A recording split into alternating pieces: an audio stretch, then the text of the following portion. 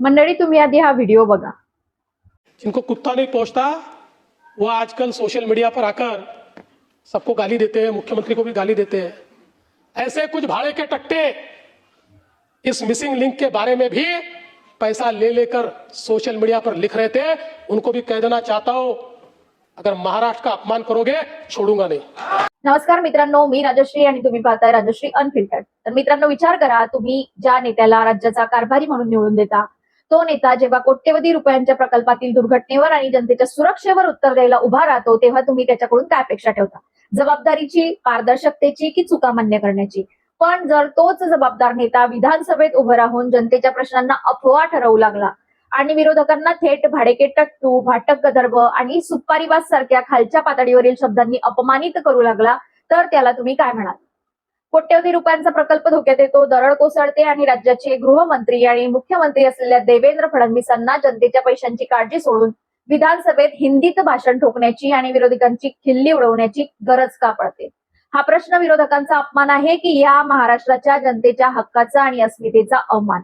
आज आपण या पडद्यामागचं धक्कादायक सत्य उघड करणार आहोत। शब्दांच्या या मोठ्या खेळात फडणवीस सरकार नक्की कुठं चुकलं आणि कसं त्यांनी मूळ मुद्द्यावरून महाराष्ट्राचं लक्ष भरकटवलं, याची इनसाइड स्टोरी आज तुम्हाला कळेल। व्हिडिओ शेवटपर्यंत नक्की बघा। तर मित्रांनो, आपल्या महाराष्ट्रात सध्या एक नवीनच राजकारण सुरू आहे। जनतेचे प्रश्न विसरून जायचं आणि शब्दांचे असे खेळ खेळायचे की मूळ मुद्दाच गायब झाला पाहिजे। जुलै 2026च्या या पावसाळी अधिवेशनात हेच पाहायला मिळालं। मुंबई पुणे मिसिंग लिंक प्रकल्पाजवळ मोठी दरड कोसळली। 60,000 कोटी रुपयांचा हा अत्यंत महत्वाकांक्षी प्रकल्प आहे। तिथे जेव्हा ही दुर्घटना घडली, तेव्हा जनतेच्या पैशांचा काय खेळ सुरू आहे, बांधकामाचा दर्जा काय आहे, असे प्रश्न विरोधकांनी आणि महाराष्ट्राच्या जनतेने उपस्थित केले। पण यावर उत्तर देताना राज्याचे मुख्यमंत्री देवेंद्र फडणवीस यांनी काय केलं? यांनी विधानसभेत उभं राहून सांगितलं की बोगद्यांना किंवा केबल स्टे ब्रिजला कोणताही तडा गेलेला नाही, कोणतंही रचनात्मक नुकसान झालेलं नाही। बरं, इथपर्यंत ठीक आहे, पण पुढे जाऊन ते म्हणतात की 60,000 कोटी पाण्यात गेले, अशा अफवा पसरवून राज्याची बदनामी केली जाते। आता मला सांगा, सरकारी प्रकल्पात दुर्घटना घडली तर प्रश्न विचारायचे नाहीत का? प्रश्न विचारणं म्हणजे महाराष्ट्राची बदनामी करणं असतं का? की स्वतःच्या अपयशावर पांघरुण घालण्यासाठी हा बदनामीचा पोरखेळ सुरू आहे? पण खरी गोष्ट कुठे झाली माहितीये?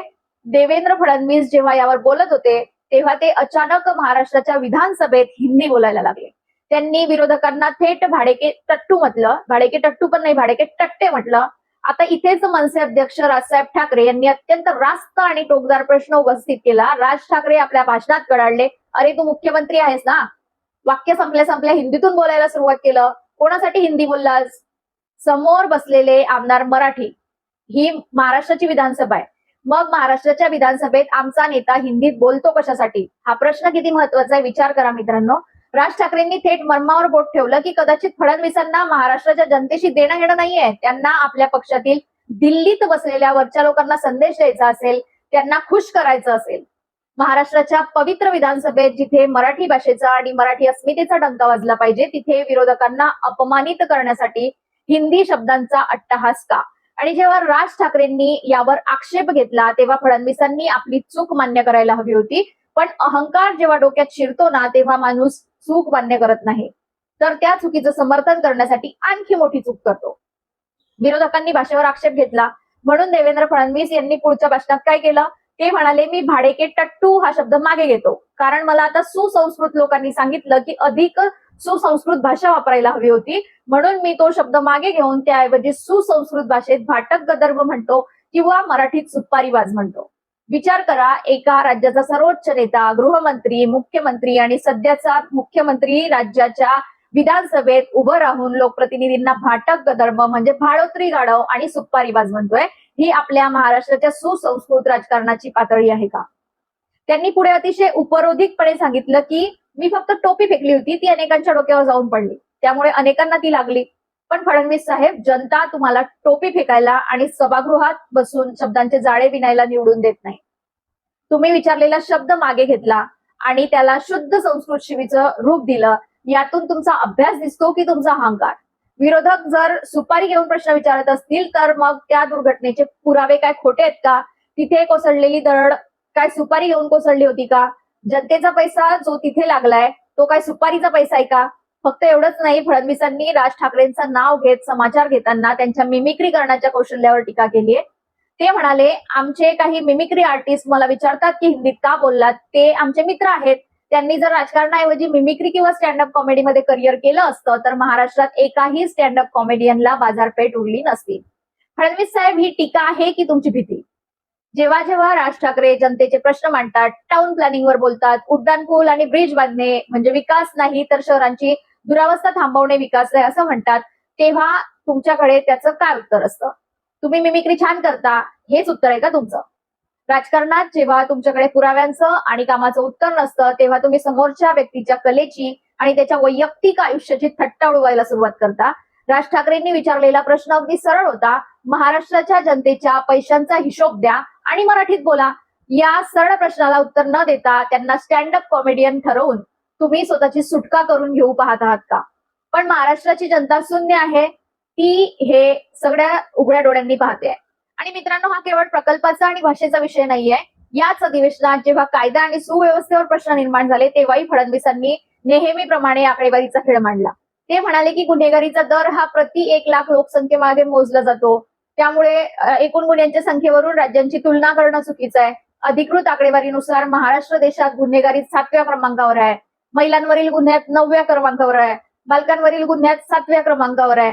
पण मला सांगा, जेव्हा महाराष्ट्रात महिला सुरक्षित नाहीयेत, बालकांवर अत्याचार होत आहेत, तेव्हा गृहमंत्री म्हणून तुमचं उत्तर हे असायला हवं की आम्ही देशात 7व्या किंवा 9व्या क्रमांकावर आहोत, पहिल्या नाही. म्हणजे जोपर्यंत महाराष्ट्र पहिल्या क्रमांकावर येत नाही तोपर्यंत तुम्ही शांत बसणार आहात का? क्रमांक 7वा असो की 9वा, गुन्हा हा गुन्हाच असतो. आकडेवारीचे खेळ मांडून तुम्ही महाराष्ट्रातील माता भगिनींना काय सुरक्षा देणार आहात? अफवा पसरवू नका, तथ्यांवर बोला, असं आवाहन तुम्ही विरोधकांना करता, पण स्वतः तथ्यांच्या मागे लपून आपली जबाबदारी झटकत आहात, हेच यातून स्पष्ट होत आहे. तर मित्रांनो, या संपूर्ण प्रकरणावरून एक गोष्ट अगदी स्पष्ट होते, आजच्या सत्ताधाऱ्यांना जनतेच्या मूलभूत प्रश्नांची उत्तरं द्यायची नाहीयेत. 6,000 कोटींच्या प्रकल्पात गडबड झाली की ते म्हणतात राज्याची बदनामी करू नका, गुन्हेगारीवर प्रश्न विचारले की ते आकडेवारी दाखवतात, आणि भाषेवर प्रश्न विचारला की ते भाटक गदर्भ सारखे शब्द वापरून सभागृहात हशा पिकवतात. पण या हसण्यामागे महाराष्ट्राच्या जनतेचं जे मरण होत आहे त्याचं काय? शहरांचा विचका झालाय, रस्ते खड्ड्यात गेलेत, पायाभूत सुविधांचे 3 तेरा वाजले आहेत. अशा वेळी राज्याचे नेते जर एकमेकांवर चिखलफेक करण्यात आणि एकमेकांना गाढव ठरवण्यात धन्यता मानत असतील तर हे महाराष्ट्राचं दुर्दैव आहे. देवेंद्र फडणवीस यांनी विधानसभेत जे वक्तव्य केलं ते त्यांच्या पदाला आणि महाराष्ट्राच्या राजकीय संस्कृतीला अजिबात शोभणारं नव्हतं. चुका मान्य करून त्यात सुधारणा करण्याऐवजी अहंकार आणि शाब्दिक खेळांचा वापर करून विरोधकांना गप्प करण्याचा हा प्रयत्न पूर्णपणे चुकीचा आहे आणि आम्ही याचा जाहीर निषेध करतो. तर मित्रांनो, तुम्हाला काय वाटतं? मुख्यमंत्र्यांच्या आणि गृहमंत्र्यांच्या पदावर बसलेल्या व्यक्तीने विधानसभेत अशी भाटक गदर्भ, भाडेकेटट्टू, सुपारीबाज अशी भाषा वापरणं योग्य आहे का? स्वतःच्या चुका लपवण्यासाठी विरोधकांना आणि जनतेला प्रश्न विचारण्यापासून रोखणं कितपत योग्य आहे? तुमचं मत मला खाली कमेंट्स करून नक्की सांगा. जर तुम्हाला हा रोखठोक आणि सत्य मांडणारा व्हिडिओ आवडला असेल तर त्याला आताच लाईक करा आणि जास्तीत जास्त शेअर करा. पुन्हा भेटू अशाच एका सविस्तर जळजळीत विश्लेषणासह. तोपर्यंत पाहत राहा राजश्री अनफिल्टर्ड. धन्यवाद.